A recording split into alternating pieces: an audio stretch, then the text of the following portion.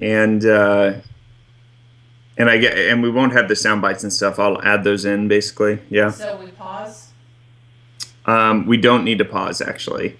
I'll just be able to insert them in and create gaps and stuff. So But not for the video part. yeah, we won't. I don't think we'll have it for the. Oh no, wait, you're right. Oh, yikes. Okay, we'll do our best to add a gap in, and we'll see how it goes. Okay. Okay. All right. So pretend that the beginning just started playing, and woo, that's fun. I I I don't think for the intro we'll have to do that. So Yeah. we can just start it off. Okay. All right. So I'll start in five, four, three. Greetings, visionaries. Welcome to Velen's Chosen, a podcast geared to buff your Hearthstone game.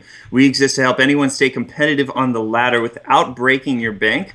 We'll talk deck play, gameplay, deck construction, and arena skills to make you better and help you accomplish all of your Hearthstone goals, no matter what your card pool is. Today, we are talking a little adventure that you may have heard about, but before we do that, I got to take a big step back because I've never read that before. It's always Rob. I was My gonna name say he makes my it look so easy. he does. And my name's Andrew, and this is my co-hostess with the mostest, Eve. Hi, everybody. And we are definitely grieving that Rob is not here with us today. But as you know, if you've been listening to the show, he is headed over to Japan. I believe he should be there by now if you're listening to this. And this has been a lifelong dream of his to go over there, be able to teach English, and really immerse himself in a different culture. I haven't done that before, like moving continents, moving my entire family. I can imagine that it is a huge transition. So we just wanted to create as much space as possible for him to be able to be present, be with his family, and just get into some kind of a routine.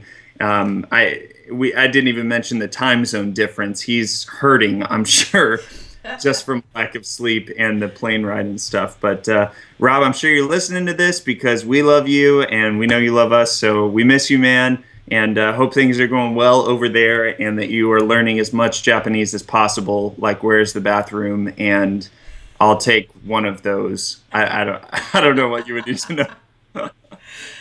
Yeah, keep us in your thoughts as we struggle to go on temporarily without you, and see how we do without you at the helm of this ship. Yeah. It'll be fun to do it a little bit differently, and like we said, this isn't a permanent thing. It'll probably be for a few weeks while he's getting settled, maybe even less than that, who knows. But in the meantime, Hearthstone doesn't slow down, and in fact, apparently when Rob leaves, like big stuff happens. So Great we've time. got we got a lot to talk about, and let's go ahead and go into our main topic. So yeah, I was working at work last night and looking at the clock every couple of minutes, going, "I gotta get this done. I gotta get this done," because I knew I was still going to be at work when it started to air. So I was trying to get all of my chores done by 11 o'clock, and like busting my butt to do all the things in time so I could sit down and legitimately go, "Okay, I'm taking my break so I can watch this Hearthstone." On graveyard shift, you don't have anybody like watching over your shoulder. You kind of have to keep yourself on track to get all this stuff done before the end of the night. Right. So I did.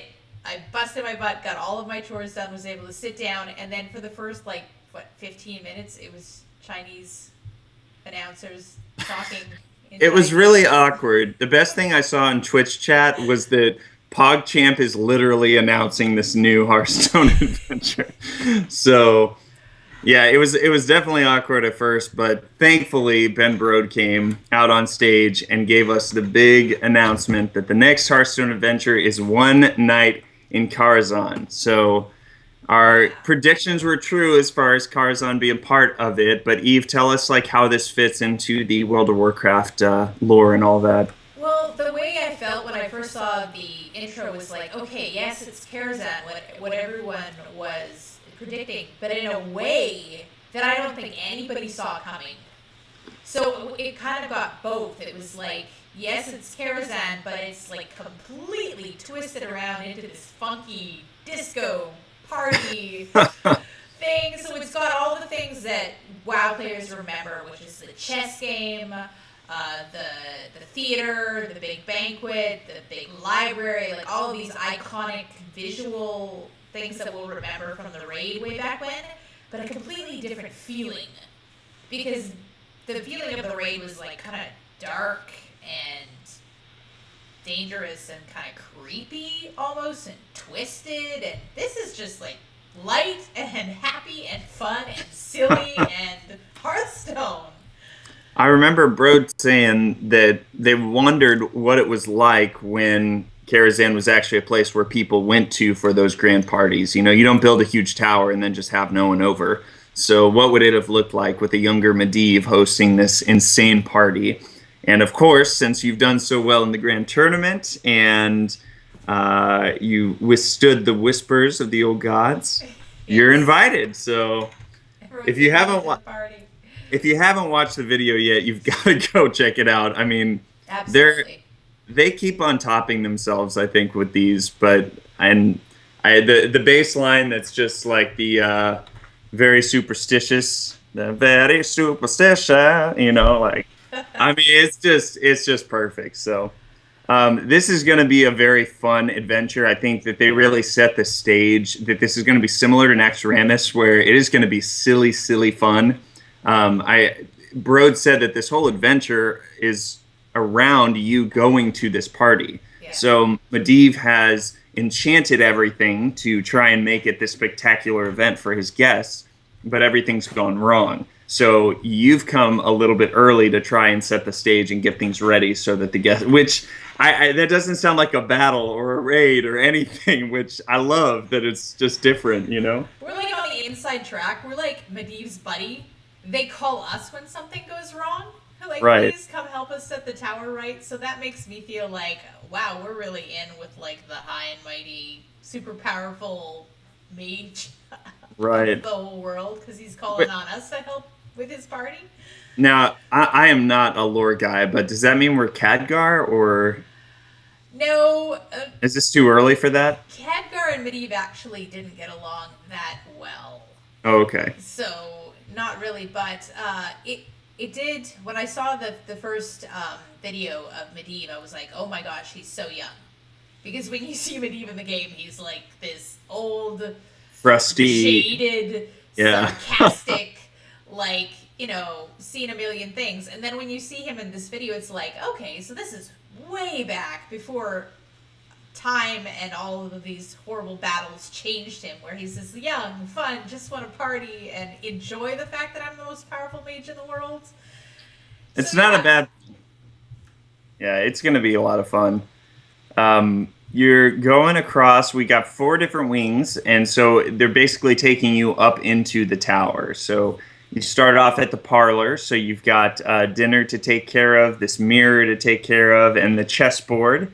You want to tell us a little bit about how that works? They showed that off some. Well, yeah, the chessboard was a big part of the raid inside Karazhan, where you had to defeat him in chess before the door at the other end opened and you were able to progress up the tower. So you had to take over, I believe it was the white side, and you would fight against him. And he cheats. So I don't know if they're going to be having cheating in this particular raid in Hearthstone, but I bet you there's going to be some... Especially since it was in the video also. Yeah. The goblin with his little explosives on a pawn or something. That was a super different part. That like we'd never experienced anything like that in a raid before, where you take over pieces of the game board and that's the fight. It was just like a completely outside the box kind of way of looking at it, which is the way Hearthstone does things. So it's fun. It completely fits. Absolutely. The second wing is going to be the Opera House, so you've got to go and help Barnes put on 3 plays, which I absolutely love stuff like this, where they just go completely bonkers. And I'm guessing, like they even said the 3 plays, I think, were Romeo and Juliet, Big Bad Wolf, and I can't remember. And Wizard of Oz, that's right. Yeah. So I'm guessing that you're not going to actually be trying in all three of these at least to kill your opponent. Like there's going to be something where you've got to draw Romeo and then he and Juliet have to last three turns and then die on the same turn, or like I'm guessing it's going to be something like completely crazy like that. And I adore stuff like this, so I'm psyched for that wing more than any of these. It Um, is. It's so exciting, and I'm kind of wondering because in the very beginning, when they flash the cards by, and you uh-huh. kind of like people pause that and try and look at the cards and figure out what they are. Right, right. Juliet was one of the cards, so they're kind of Hmm. wondering if we're gonna get her as like a legendary, or whether she's just gonna be one of those cards that's only playable in the adventure and you never have access to her. Yeah. So that's You gonna be interesting. I think typically those ones in the intro are cards that you get to play with in decks and stuff. Not always, but most of the time. So, and I'd be surprised, especially if that one isn't very iconic, which it probably will be. That those are the cards you want to carry on and play in constructed. You know, it might be kind of a fugue install like thing where they play off each other, Romeo and Juliet, in some way, and they create a sort of synergy in a deck. Ah, But we'll that's have to wait and see what interesting. that is because we don't know how they play yet. After you finish with the Opera House, you'll move on to the Menagerie, where all of the creatures have busted loose, and what's his face? The curator needs your help putting stuff back together. So lots of beasts, and probably kind of a typical kill all the things mission Yeah. there. Keep summoning different beasts from the menagerie to defeat, Yeah. something like that. Yeah, that's And super exciting too. And then the final one is the Spire, where portals have gone off, and maybe you know more about what that. I kind of missed what exactly they were going for with this. That one is like a real like one to one kind of to the last. Well, not the last raid, but one of the raids as you progress towards the top of the spire. There's this big, huge dragon that would summon portals in the room, and they would stream these powers to him, and he'd get stronger and stronger. So the people in the raid had to stand in between him and the portals, and they would get empowered instead of him with things Gotcha. like give you lots of magic or lots of attack power, or like make you super strong. So you're going to have to put your minions in between him and the portals, and then your minions are going to get empowered with like bubble or charge or taunt or whatever kind of powers they're going to get stepping in between him. And then if you don't step in between, then he's going to have those powers. Right. It's it. They showed off a few of those. That the chessboard. I think there was at least one other where they're really thinking through again. How do we make these battles unique? I remember them saying that going into the last one, into League of Explorers. How can we make each of these feel like very distinctually different experiences? And it looks like with the Yeah. portals, they're really doing that. I remember in the Wizard of Oz one, they had Dorothy, and it was, I can't remember whether it was left or right, but if you place a minion to her left, it gets taunt, and if you place a minion to her right, Oh, it that's gets right. charge. Yeah. And then the witch's power is do 100 damage. To So, face. well, to whatever, right? Oh, Yeah. to whatever? So if you Well, have a that's always taunt good. minion up, it's going to take that. It's going to prevent you from insta dying. But if you don't have a taunt up at like all times, you're just going to take 100 Right. damage right to the face. It's going to be game over. So Redefining Smork, yeah, the Wicked Witch of the East or West or whatever. I don't know. But yeah, so it's pretty we insane. didn't get to see all of them, and in fact, there's actually a video of the very first battle that I think you'll fight against the silverware golem or whatever it was. Oh Yeah, yeah, silverware golem. Yeah. There's some gameplay that you can find online. Just looks like this is going to be very much what we were hoping for as far as like being able to explore Karazhan. But is it Karazhan or Karazhan? Sorry. Karazhan, yeah. Okay. I didn't want. It was 1 o'clock here when I was watching it, so I was not. I was not paying attention as well as I probably should have. But they're giving us some very unique flavors.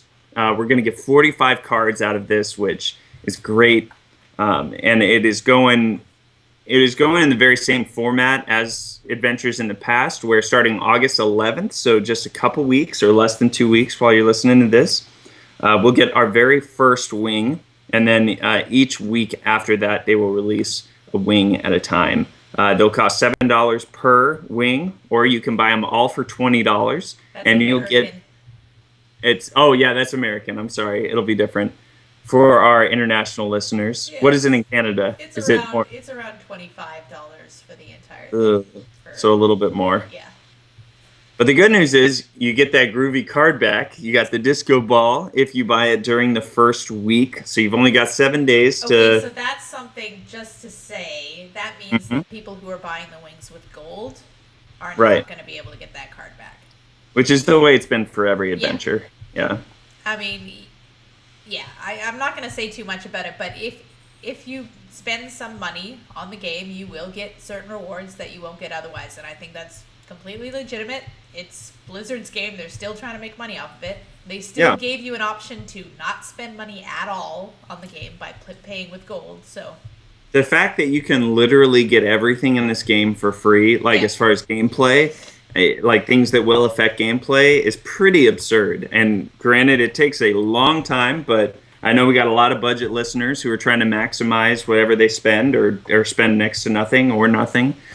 So hopefully you've been garnering up your gold. If not, man, it is time to maximize. You can go back and listen to our episode with Nauseous. We talked a little bit about how to maximize your gold in the game, and he has a great video about it too. So, but yeah, 700 gold per wing. What else is coming? They showed the card back for when you beat the adventure, which is like the seal of the invitation. Yeah, What they all look so cool. you like Oh, them? yeah.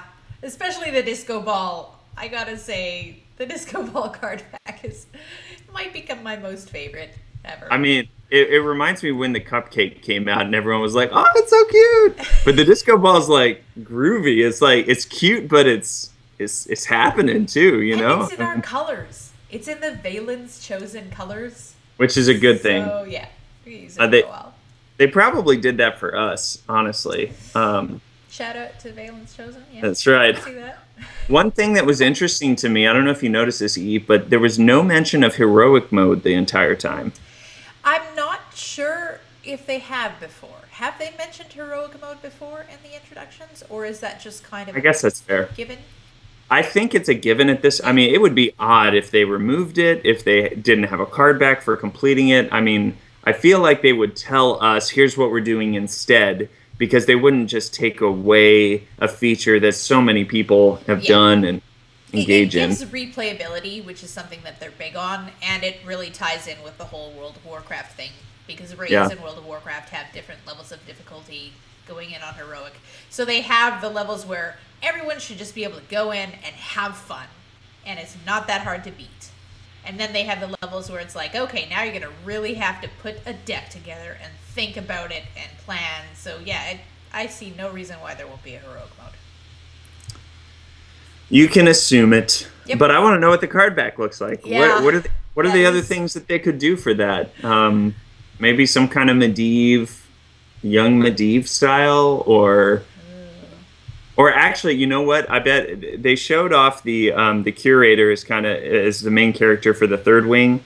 I wonder if they would do something akin to him, because he's this weird, like, huge golem mech creature. I bet they could make a cool card back with him that was really solid, and I don't know. Yeah, he seems to factor into it a lot. He's a pretty big player in the whole thing. Those heroic card backs seem to be epic, and I bet they could make something look epic with his style or something. I don't know. Yeah. But what's interesting going off of that is that they didn't show that card back. They didn't talk about heroic mode. They did say that there will be 45 cards in this set, but they only showed us 7 of them. And you know, we talked before the show real briefly that we're thankful for that, so that we don't have to try and review 45 cards and talk about them in one episode. That would be insanity. So we're thankful for that. But it's interesting, Eve, why do you think they went such a different direction from League of Explorers, where they just unleashed everything all at once? Well, I'm kind of thinking that it's because it was in China in the middle of the night. And they kind of want to get the most exposure that they possibly can. Like, I like the fact that they're reaching out to their Chinese, the people that are playing in China, and they're the new, like, the big amount of people there that they can reach out to, and Sure. making them feel like you're special. We want to come and share this announcement with you. But yeah, there were a lot of people that were asleep at that point, and I think they want to No. kind of reach out to the community in different ways so they can make them a part of what's going on with the new adventure, instead of just this one reveal there where it reached a lot of people in China, but a lot of people in the other parts of the world that also play Hearthstone were like, I'll wake up tomorrow and find out what's going on with Karazhan. That was originally my plan, but my wife went to Colorado to visit family with our kiddo, and her flight ended up getting delayed. We got home around midnight. I was like, I'm so close anyway. I might as well. And I'm gonna be up because baby will be feeding, I'm sure. And sure enough, when we were finally ready to go to bed, it was like 12:55. I was like, okay, I'm gonna wait 5 minutes and watch and see what happens. So. And then you had to sit there and watch the Chinese announcers go on for the next, like, give us Ben Brode. Yes, absolutely. So there is still a lot that we don't know yet. There's even more that we do know about those bosses. If you're really interested about that, you should go back, find their replay on Hearthstone's YouTube channel, and you can get even more details than we went through on that. The one big piece of news that took me by surprise, I'm sure it took everyone by surprise. You want to share this about the prologue, Eve? Right. They're going to give you a special prologue mission for free. So hey! I've heard some people say wing. It's not a wing. It's just one fight, basically, that is going to let you know what happened to Medivh. Because this whole thing is something happened to him, he's not here, and his magic is running amok, and you have to fix everything. So we're going to find out right away at the beginning what happened to him. And that's free, and it comes with 2 cards that are also free.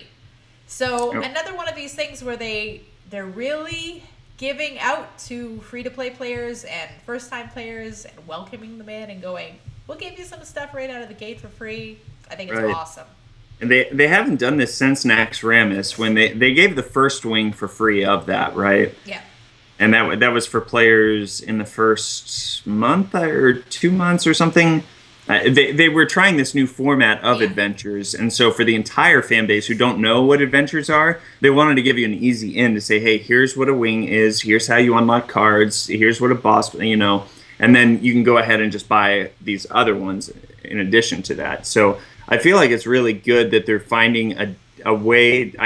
We knew that they couldn't give away the first wing for free every time, but even just to give us like just one battle, a couple free cards, it feels like Whispers, where we're just going to give you these cards right out the gate so you can have fun with them. And we'll talk more about those cards later as we go through the cards that were revealed. But those cards are obviously going to have potentially the most impact because everyone's going to have access to them. Yeah. And for budget players who are trying not to spend anything at all, man, what a bone that Blizzard's throwing you to just say, hey, go try these out, see what you think about them, and get you rolling from there. Yeah, so I think without further ado, I think we got to get into some new cards, right? Yeah. I mean, come on, right? You want to take this? The new game board. We just touch on that briefly. Oh yeah. Talk about that real quick. Yeah, it looks really cool, really funky in the Hearthstone style, and I can't wait to start clicking all over it to find out what each of the things do. I think that the rubber ducky's going to do something. I'm just going to throw it out there. Yeah, so they got a stage, a window from the tower, chemistry set, and a hot tub. So that's going to be so fun to check out. It'll be good. All right. New cards. We know you guys want to hear about them, and we want to talk about them. So let's get right into it. All right, Eve, kick us off with this first Paladin card. So I love Paladin. I'm super excited about them getting this new card, the Ivory Knight. It's a rare minion, 6 mana, 4 attack, 4 health, and its battle cry is discover a spell, restore health to your hero equal to its cost. So can you imagine discovering Lay on Hands? That's the broken one. If you get that one, game over, man. And Discover mechanics always give you your class cards. Because for there spells, are no neutral spells. right? And it's Yeah. discover a spell, so it's always going to discover you a paladin spell. And I'm wondering what the odds are of getting lay on hands. But it's something that is a little less RNG, and people are asking for this a lot in Hearthstone, right? Because you can discover and choose between 3 cards. So depending on where you are in the game, it's like, I really need a lot of health, so I'm going to pick something that might not be that great, but it's going to heal me for 10. So, Like Brode mentioned, anything can happen. Exactly. You may not be playing a Murloc deck, but if you need that extra heal, you might choose it. And who knows, maybe your opponent was playing a Murloc deck and you get all of their Murlocs instead. Anything that died, right? That's true. Anything can happen.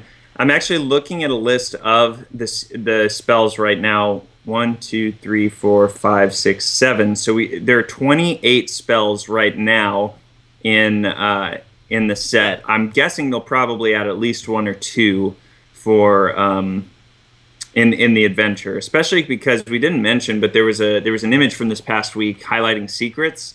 You remember it had just a picture of the big question mark of the secret, and it had the party going on around it, and then it had the audio file from Mad Scientist. I'll show you all. So I saw that, and I forgot to mention that I wonder if we're getting a new secret for each of those, the classes that have secrets? Each of those classes. I mean, they might even do something crazy where they make a neutral secret or something like that. We haven't seen neutral spells yet, and I think we're still a ways away from it, but I bet we'll at least see a secret for each one. So you got 28 spells here that we know of, save 1 or 2. And those are all just in standard? They're all just the standard ones, yeah. The thing to remember with Paladin is you've got all those dinky little 1-spell secrets, and that's really the issue. The nice thing is that you get to discover. If it was a random spell, I would say that this thing is really unplayable. But because you're going to have 3 of them, you've got, a 3 out of 28 chance. So that's, do some fast math here, 1 out of 9. So you got a 1 out of 9 chance of getting something in the top tier. The problem is that, 17 of these spells are 3 cost or less. So you're not going to get a ton out of that bonus heal. Yeah. And I started thinking about the other 6 cost 4/4 minions. Gadgetzan Auctioneer is really the only one that is playable, and it's because you've got an ongoing effect. So every time you play a spell, you get to draw a card, which drawing a card is a super powerful mechanic in this game.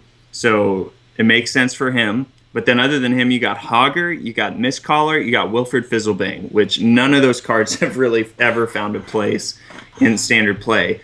And Mistcaller has a battle cry like Ivory Knight. Hogger and Wilfred have ongoing effects. They're just too weak of bodies for them to stay. So I don't know. Do you think it's going to be worth it? I think in this slow meta that we've got right now, it's possible, because we've got N'Zoth Paladin that is about keeping itself alive until the end game, that has a lot of healing itself things to do to keep itself alive until the end game. So it's possible that it could. We're going to have to wait and see. Maybe there's other spells that we're going to get from this adventure. Maybe there's other minions that'll work well with it. But I do like the Discover mechanic. I mean, the Discover mechanic really makes it possible. Like you said, if you were just getting a random spell, there's no way anyone would ever use this, because Paladin has a lot of 1-cost spells that would give you 1 heal, and yay. But discovering, I mean, what are the odds that you're going to get all 3 secrets? Probably not that great. You're probably going to get something. And Paladin spells in and of themselves, there's a lot of them that are just good, that you're just going to want to use regardless of the heal. Sure. Avenging Wrath, Solemn Vigil, Lay on Hands, like you said, even any Blessing of the 4 costs. Yeah, Blessing Kings, Consecrate. I mean, you got some good options there. It's just going to stink when you get Forbidden Healing, Humility, or Redemption. Forbidden Crap. Healing is actually used a lot in the Zoth Paladin deck. It is, but you don't get any bonus. Basically, it was Discover a card. I mean, there is a value of bringing a card that isn't into your deck into gameplay. So we can't undersell that. The battle Yeah. cry isn't just healing your hero. You're creating card advantage by doing that. So there's something to that. I think that you're right that obviously N'Zoth Pally is where this would fit. It's been struggling for a while, and who knows what other archetypes we're going to see jump up out of here. But yeah, that's Ivory Knight. The next one here is the Kindly Grandmother, which, get ready. We got a Hunter Common Beast minion here that is 2 mana, 1 attack, 1 health. Pretty underwhelming, right? This is just another Jeweled Scarab, that whatever. Except for the Death Rattle is summon a 3/2 Big Bad Wolf. And here's the issue. This thing is the same stats as Haunted Creeper, which was 3/4 for 2 over time.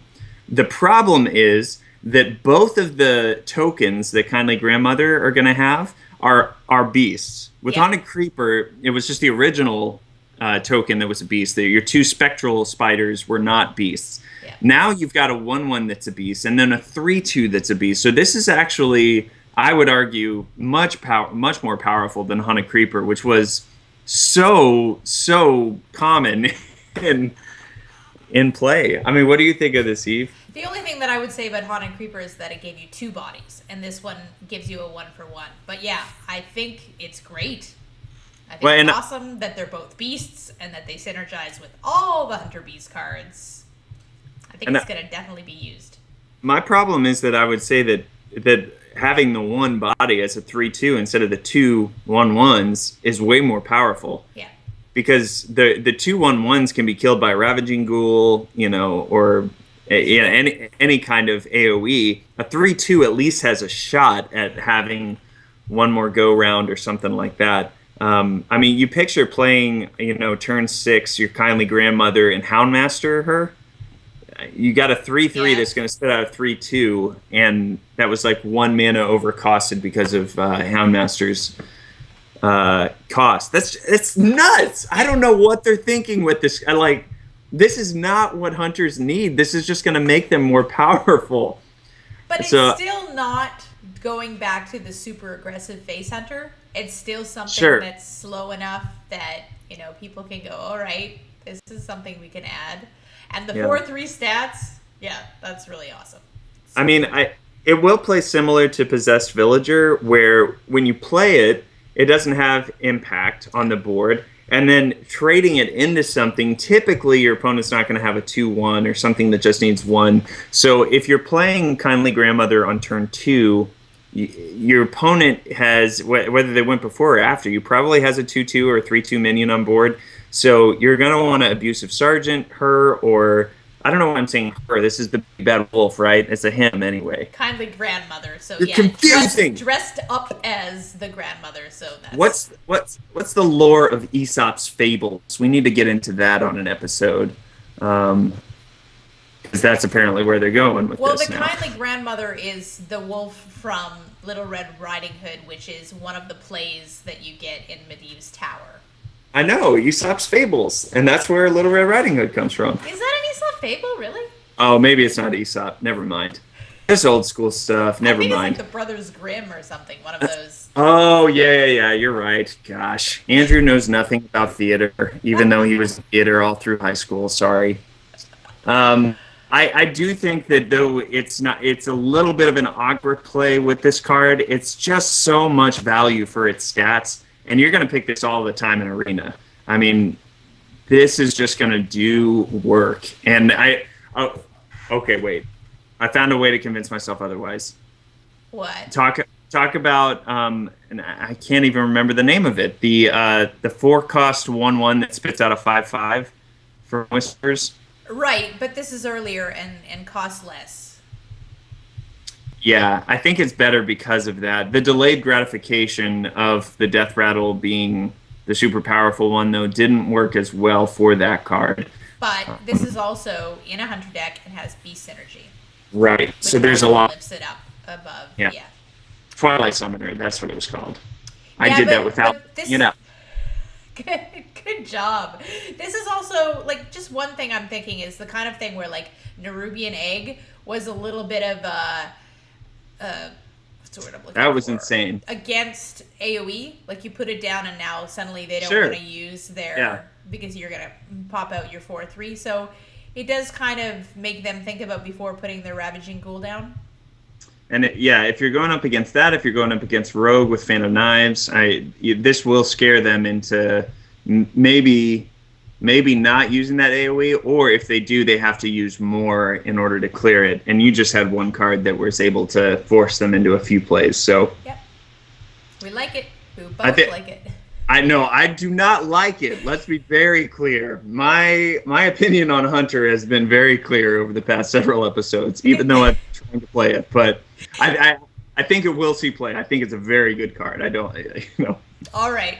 Double Beast. I can't believe that. I just.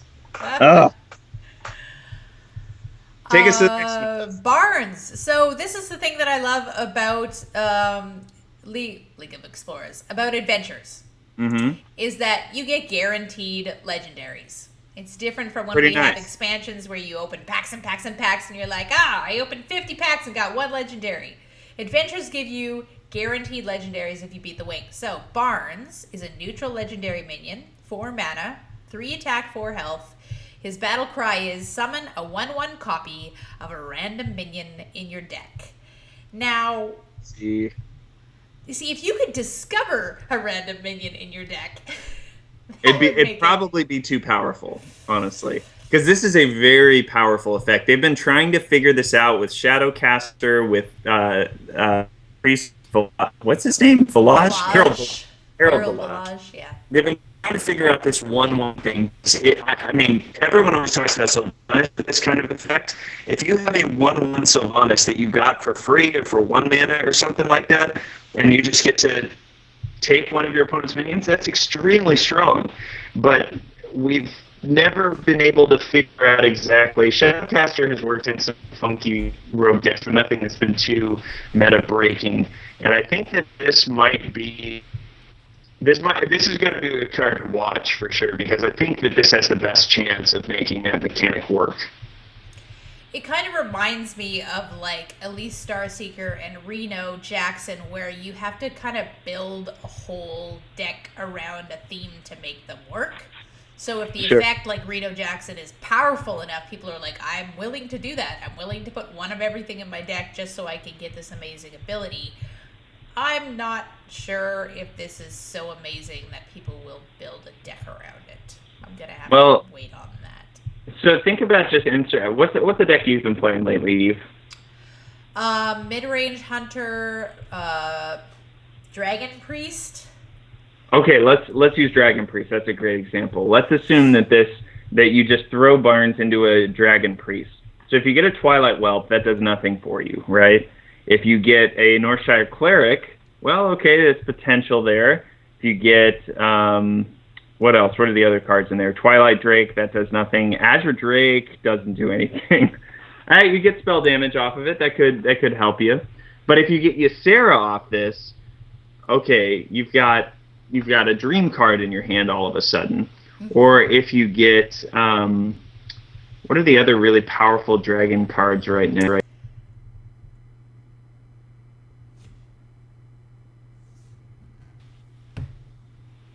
I lost your video. Are you still there? Yeah, sorry. We're back now. Okay, cool. I don't think it would work very well in my Dragon Priest deck at all. I think a deck with a lot of death rattles. Whoa. Ysera, come on. Yeah, well, that's one card. Is there nothing else? Deathwing Dragonlord. Yeah, come on. He's a death rattle. That's stupid. And think about that. You're playing Barnes on turn 4, and then you get that effect? To pull all the dragons out of my hand and put them on the board? That could kill the game. That could kill the game.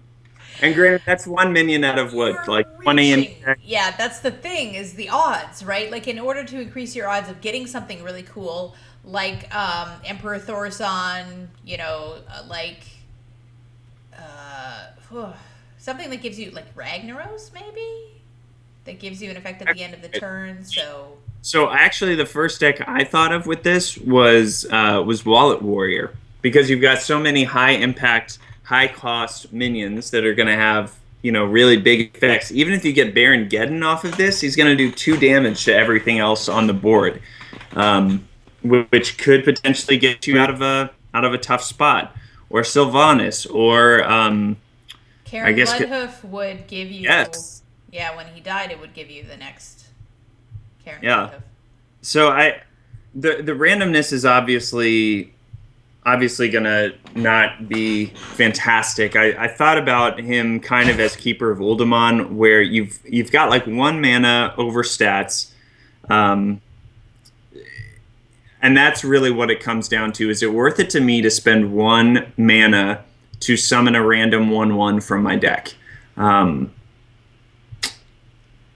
I think we'll have to wait and see. I do love the flavor of it though, and I think they kind of nailed him where he's summoning an actor from from your deck, Yes, when to they showed what it actually looks like when you play him, it oh, was he's really cool. yeah.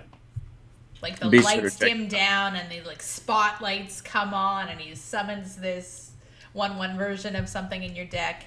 And it has to be said it's a copy. So the thing is still in your deck. You're still going to have another Ysera if you get the copy of Ysera or whatever else it copies. So that's adding card advantage too. Right. Well, let's keep moving here. We've got the Curator next that we mentioned. This is the other legendary that they showed us. He's neutral, and he's a mech minion, so watch out. Mech Mage is coming back I because did not notice that. yeah, he is, but it literally means nothing outside of Wild. So he's 7 mana, 4 attack, 6 health, so he's got the same stats as Twin Emperor Veclor, which is interesting. And he also has Taunt. And his battle cry is draw a beast, dragon, and murloc from your deck. When Brode introduced this one, he said you have to make a literal zoo deck in order for this card to be worth it. They've talked in the past about how Reno and Elise were so good for the game because people started creating decks around it. And Curator, they're obviously trying to push for that here, where you've got a lot of different kinds of minions. The problem is that those tags are always so valuable when you have lots of the same thing in there. So having to kind of divvy up the pool into beasts and dragons and murlocs, I'm definitely not going to say this card won't work, because who knows? We might find that this card is the thing to bring it all together. And with an archetype maybe like Druid that doesn't have like a really strong draw mechanic other than Nourish, this might be something that actually makes some kind of weird different deck work for that. I don't know. What do you think? Drawing 3 cards is really super powerful. Yeah. You don't necessarily have to have a Murloc deck, because Sir Finley Murgleton is in a lot of decks that are not Sure. Murloc decks. So if Sure. he's your only Murloc, you're drawing him. Yeah. Dragons are just, on average, super powerful and are in a lot of decks that aren't necessarily dragon-themed decks. You got Azure Drakes. I mean, those are in a lot. Yeah. And then for the Beast, maybe we get a new Beast. Since we have the Menagerie, and there's going to be a lot of things that we're fighting in there and themed cards, maybe we're going to get a new Beast that could go in a lot of different decks that people would want to draw out. Surely we're going to get something. I can't imagine that we don't. And that's a really good point, thinking about the cards that are just naturally in a lot of decks. So, Azure Drake and Sir Finley are probably the perfect examples. I can't think of the beast that is probably most common in the other. That's the thing. But, I mean, then you think of, like, Hunter decks and Druid decks that have beasts in them just naturally. But maybe this is something to go along with another card that we have yet to see in the adventure. Yeah, I want to see all the cards. Is that fair to say? Yes, it's an exciting card. It's a fun card, and it's an exciting mechanic, and I like it a lot. And 4 attack, 6 health, you're really overcosted by maybe 1.5 mana, something around there. So being able to draw 3 cards, like you said, super, super powerful. I wasn't sure if this will only draw them if you have all 3 in your deck. I assume that's not the case, that if you have a beast and no dragons and no murlocs, it'll draw you that beast. But they weren't really super clear on that. So I think that's the way it works, probably, because otherwise drawing 3 dragons would be Really overpowered. Yeah, yeah. All right, let's go to a card that is probably the craziest out of all of these. It's The pretty Ethereal exciting. Peddler. Tell us about it. It's a rare minion, rogue, 5 mana, 5 attack, 6 health, and its battle cry is reduce the cost of cards in your hand from other classes by 2. So they're really kind of encouraging Rogue to take your cards. Burgle and rewarding Rogue. them by saying, now these cards cost a lot less and you can use them. So I was trying to spend some time thinking about, okay, I don't think there are many mechanics that they have, but how is there anything that we wouldn't naturally think of that can get cards from other classes in your hand as rogue? And obviously you got Burgle, which takes 2 random. Undercity Huckster will take 1. The only other one I was able to find that might be able to do something is Gang Up, because you can target any minion that's on the board. And so if you gang up a minion that is specific to your opponent's class, and then you draw that over time, you could reduce that one too. I don't think that's actually good. Maybe you put a 1 of maybe. Varian also gives you cards hey, from good your job. Opposite class, and the rogue's legendary. What's the name of the guy who it? Cyril? No. Nobody ever uses him. It's the Goblin leader. Trade Prince Scallywix? Yes. So when an opponent casts a spell, he gives you a copy of that spell and gives them a coin. But that was that the Grand Tournament? Is that out now? Is he out of Standard? Maybe. That's actually very vital to our conversation. So, because he's kind of like Laura Walker Cho, except yeah, you're totally right. And actually, Laura. Oh man, I'm just picturing Burgle Rogue as this thing, and Laura Walker Cho would totally be in that deck. Is Laura Walker Cho a classic and legendary? Oh yeah, he is. Laura Walker Cho as well. Yeah, it looks like Trade Prince is out. He must have been in. Goblins versus Gnomes, probably. Was he really? Right, because that makes sense. It doesn't seem like it was that long ago, but yeah. But in Wild, anyway. Yeah. No, I don't think that. Well, okay. So here's what I think. I think that maybe this card becomes one of in some powerful rogue decks. I think that you'll see Burgle and Undercity Huckster more because of that. But I don't think that, like, as much fun as it sounds to make a Burgle deck, you cannot create a deck around getting random cards for less from your opponent. Yeah. You know, if you did, then Renounced Darkness would be broken, which it is absolutely not.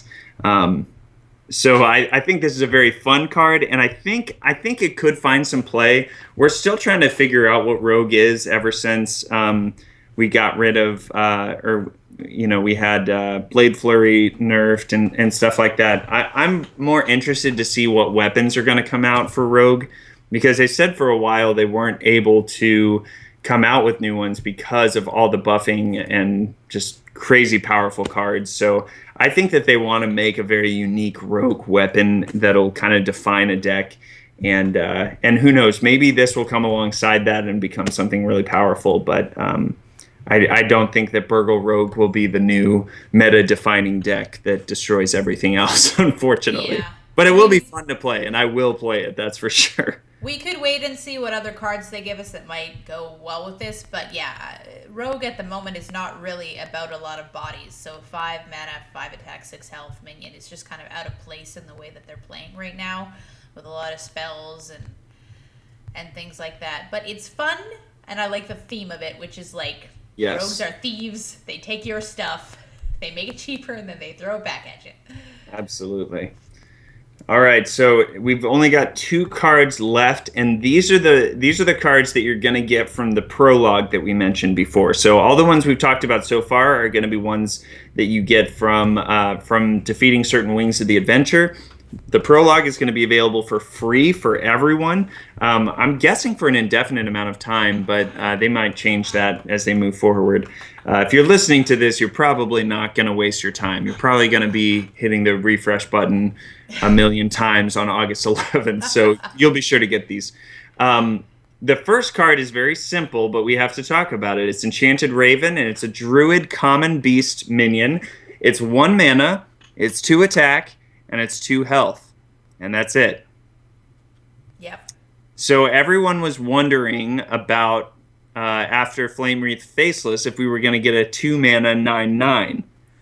Well, we did not get that, but I seriously, when I saw this, I laughed out loud because everyone was making jokes about it, and now here we are with a 1 mana 2/2. I've heard them talking about how this can be quite a good start to a Beast Druid deck because there's a lot of their different spells that buff beasts.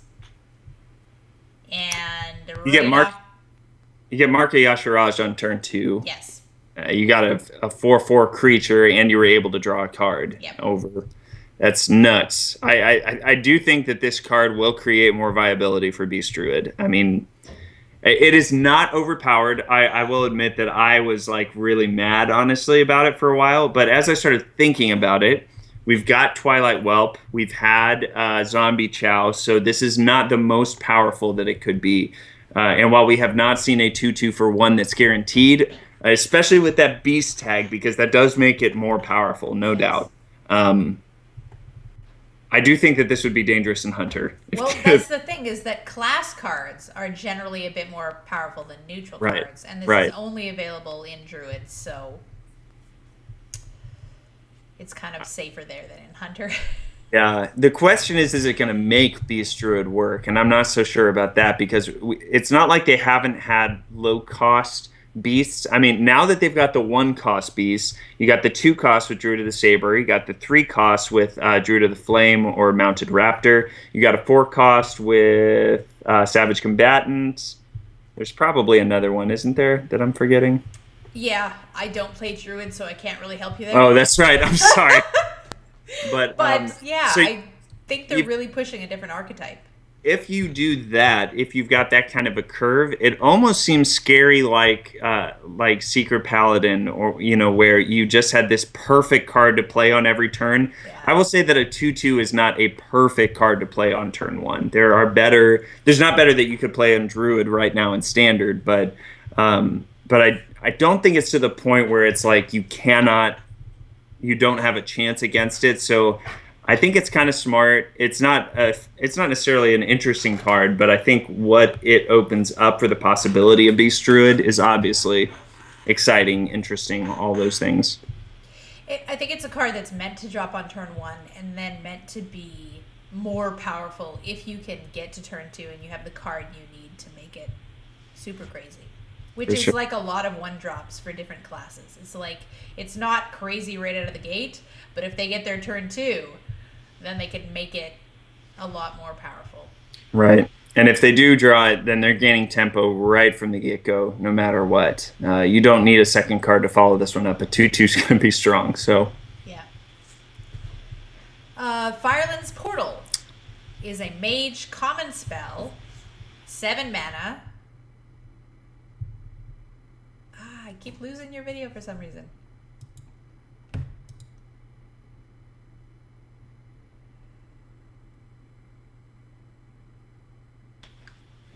Okay.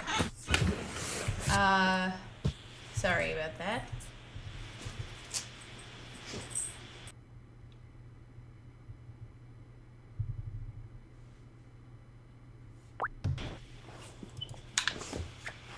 Sorry about that. We good?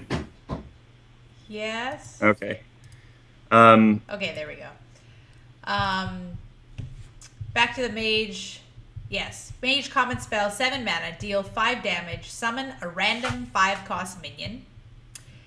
So, something that they didn't mention on stream, but Frodan mentioned after, was that there's going to be this kind of themed spell for every class, kind of the way that they did the forbidden spells in Old Gods. For most of them. Yep. So that's exciting to me. There's already people like thinking, what would the healer priest version of this be? What would the hunter version of this be? Things like that, which is exciting. Be interesting, yeah. So what do you think, Andrew? I think, I don't know. It's kind of underwhelming, I think. 7 mana is a lot of mana. Yeah, it is. And I immediately thought about Holy Fire for priests. It's 6 mana, deal 5 damage, restore 5 health to your hero. So obviously summoning a random 5-cost minion is probably going to be more valuable than healing 5 to your face. And it also reminds me of Implosion, where you're dealing damage and you're summoning minions, which is the definition of a tempo play, where you're really doing 2 things at once. You're destroying your opponent and you're building your board. So it's expensive, but it's really powerful. In Arena, Mage did not need more help. So it's a common spell. The fact that it's one more common spell that they get is pretty infuriating. Maybe that's the reason I haven't played Arena in a while. But I don't know that it's really going to see much play. You might put a one of this in your Tempo Mage deck because it is tempo, but by turn 7, your opponent probably has board. They probably don't have 1 minion on there. If it dealt like 2 damage to all opponent minions and summon 5 cost, that would be bananas. Well, the thing I think is that they made it high enough mana cost that it's not an extreme explosion of salt everywhere from people who already hate mages to death. Yeah, absolutely. So you did some research on this. The best you can get out of this at the moment, before we know the rest of the cards in the adventure, is Earth Elemental. Duh, come on. Guard, Leroy Jenkins, Nexus Champion's Rod.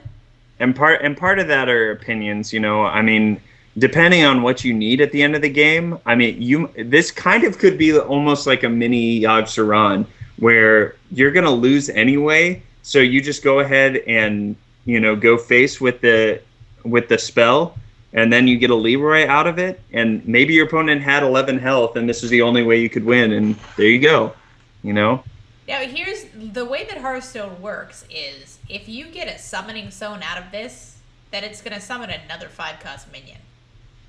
No, it's going to be a 7-cost minion. Would it really? I don't think it would trigger. No, you're going to get the 5-cost minion with the Summoning Stone, which is going to pop out a 7-cost minion because he cast the 7-cost spell. No, because the spell summoned that minion, so it's done at that point. It's not triggered by... Because if you summon, what is that, Pyro guy with a spell, then he does the damage thing after he's summoned. Yes, but that specifically says after you cast a spell. Summoning Stone might say something different. I'm worried that if you get Summoning Stone, you're going to get a 7-cost minion out of it. I'm not so sure that that's because that would be completely bizarre. Summoning Stone says whenever you cast a spell. It doesn't say after you cast a spell. So I don't think that it's gonna trigger that. It is very important because if it does, it just moved from the worst to possibly the best. Venture Mercenary, Big Game Hunter. Ooh, that would be bad. Starving Buzzard is the worst for stats. You get a 3/2. So that would be sad. And who knows, maybe Venture Mercenary gives you, the big body on board that you need anyway. But the 5-cost minions are generally pretty good. You're probably going to get 4/4, 4/5 worth of stats from that minion, which... if you think about that, then you're using 3 mana to deal 5 damage, which is good. And because of the body, Yeah. That's a kill command, really. So without having to have a beast on board. So it's definitely a value card. It's a good card. It's just really slow. 7 mana is a lot. And a lot of the times when you're at turn 7, I don't know if this is what you want. I don't Yeah. know if a 5 cost minion body is a good enough thing to have out. So do you think that the other portals will be high cost like this? Will it be like Whispers of the Old Gods where they kind of try They're and all 7 mana cost yeah. spells? I don't know. Well, That's a in good forbidden question. the forbidden spells were all pretty much zero except the druid one. Um, Which had to be the way it was in order to not be broken. right. It'll be interesting to see how this one plays, or how those portals play, and all that. Well, as we wrap up our talk about Karazhan, you have any final thoughts? Any predictions? We've still got, we saw 7 cards. We've still got, how many does that leave us? 38. I mean, we've got a lot of cards left to talk about. That's what I'm So, excited about, that there's still a lot left to reveal. Like, I'm excited because we're still getting it in 2 weeks. It's not months away. Right, So right. this time is still a good short time in order to be excited about the new cards we get, but not have to wait too long to actually get them. I agree. And we didn't talk about our weeks in Hearthstone or anything, but I will say that I am, after I hit rank 5, I have just been beating my head against a wall with the rock, paper, scissors game of Zoo, Hunter, and Tempo Warrior. It seems like it's just a cycle, and you can't predict what your opponent's going to have or like what they're going to play, and so I just can't get ahead of what's happening there. So I am well ready for something to come in and significantly shake things up, which typically adventures do. We haven't seen anything yet that we've talked about today that I think is going to impact things too much. Watch me eat those words, of course. The one potential I would say is the Enchanted Raven really makes Beast Druid totally viable, which I don't know, but People are absolutely going to try and make that work, yeah. yeah, they will. But we've only scratched the surface of the cards that are yet to be seen. So you guys can definitely plan on. We'll be talking about all the cards from the week each week as we roll into it, so that we can help you understand what's probably going to be most viable. We do say this when every adventure rolls out, that these are the best expansions to put your money into, Yeah. and to put your gold into. So regardless of whether you're trying to spend a little money or zero money, like buy these, buy all the wings. If you're going to buy it, then get them bundled up at the $20 or $25 if you're Canadian price, and get that cool disco card back and all that. But getting 45 cards for that price is really, really good comparatively. Not only that, but the adventures. These And are they're going fun, to be fun. right? Like, the Oh. fights are going to be fun. The work that they've put into the way it looks, the way it sounds, the way it feels, just playing through it a couple times is going to be tons of fun. And then if you want to go back in and bash your head against the heroic mode, which I'm sure they will have, that's going to be fun. Yes. They didn't say anything about class challenges. That's true. I would assume that they'll still be in there, especially with as many cards as they have, because they talked pretty much 3 or 4 battles per wing. If you got 4 battles per wing, that's 28. You got 29, including the prologue. So Yeah, so probably this would be class challenges as well. yeah, you still got 15 cards to unlock at that point, which with 9 class challenges gets you a lot closer. And then usually there are some that unlock 2 cards and stuff like that. So again, I'd be surprised if they didn't, just because they have every time. But yeah, it's true, they didn't mention anything. Yeah, Probably just more news rolling into that release date. you always get the guaranteed legendaries, which so far on every adventure we've had have been, at least a couple that have made their way into the meta and have been very powerful. And so that's good bang for your buck. Especially Rend Blackhand. I was thinking more Emperor Thorothan, but Yeah, him too. Him Yes. too. All right, well, no news or emails for this week, so let's just move right into our thank yous.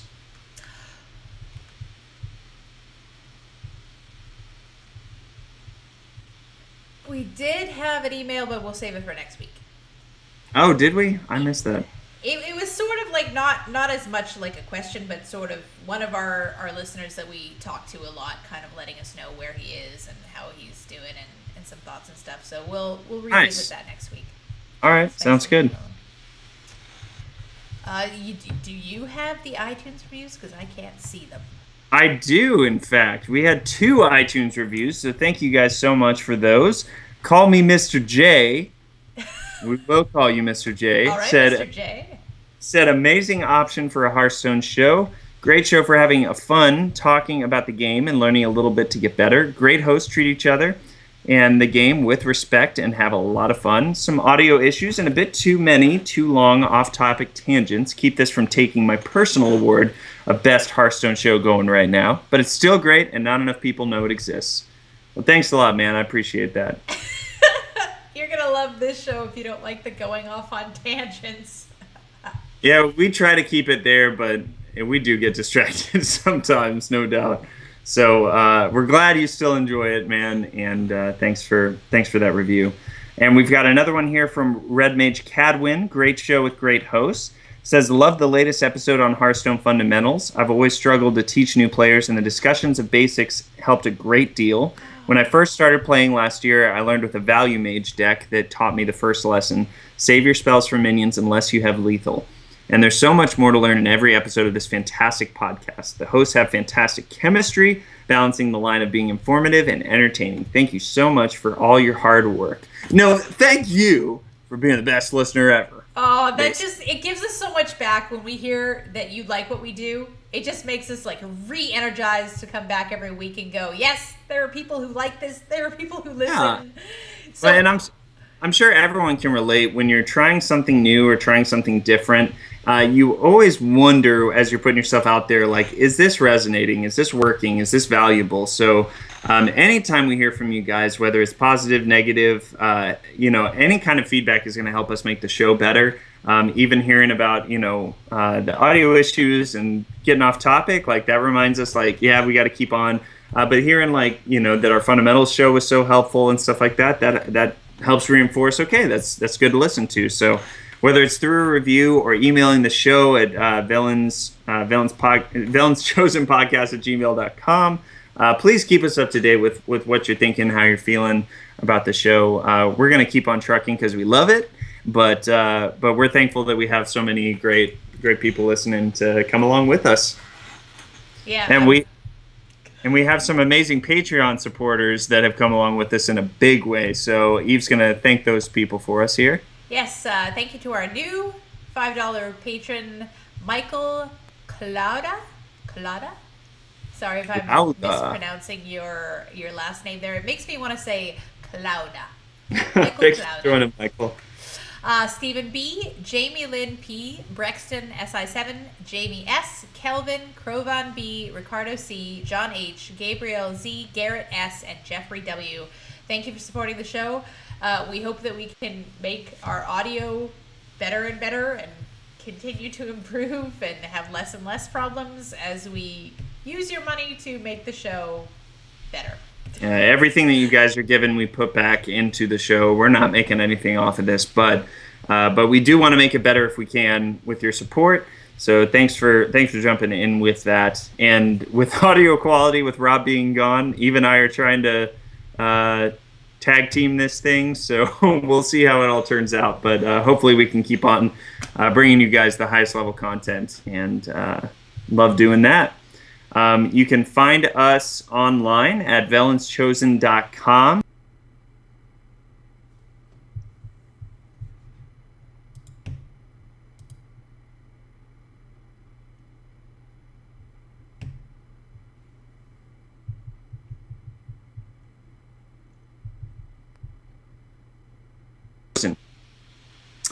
You can find our fearless friend Rob on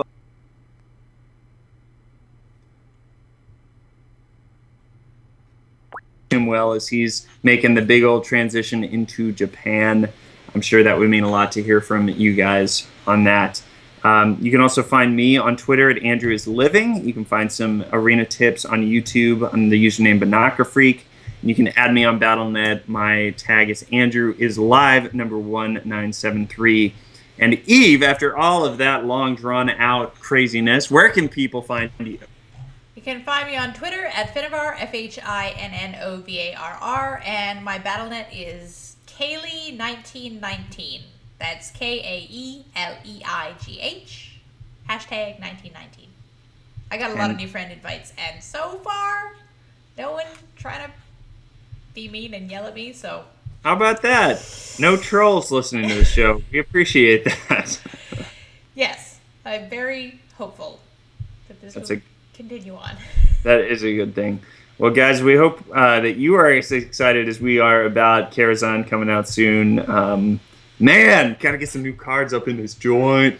Talk about them, analyze them. I want to do a whole show when Rob gets back, probably, about what he thought about all of those cards and our predictions, because he always brings a lot of really good insight. So be sure to email us and tell us which cards you're looking forward to most and what you want to see. And until next time, remember that all those who wander on the ladder are not lost. And we will see you next time here in Exodia. Bye.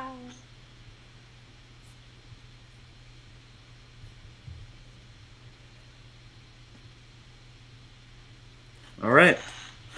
All right. Stop recording.